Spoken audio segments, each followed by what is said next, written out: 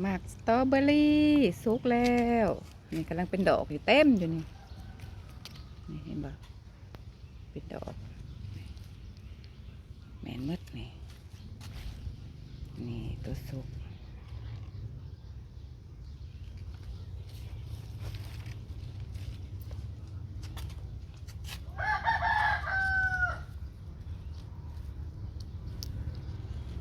นี่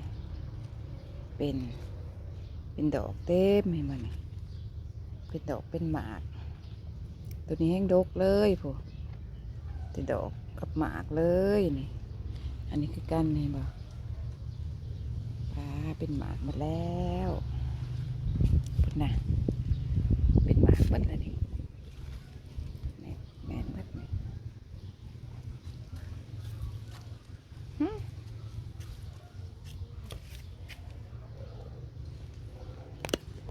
นี่เป็นหมากแล้วนี่เป็นดอกกำลังสิเป็นหมากเต็มเลยพวก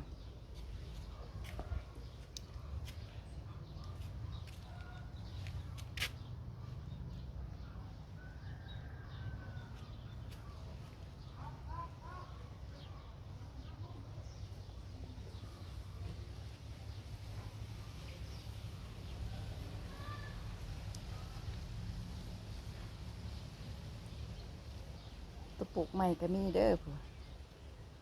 ปลูกใหม่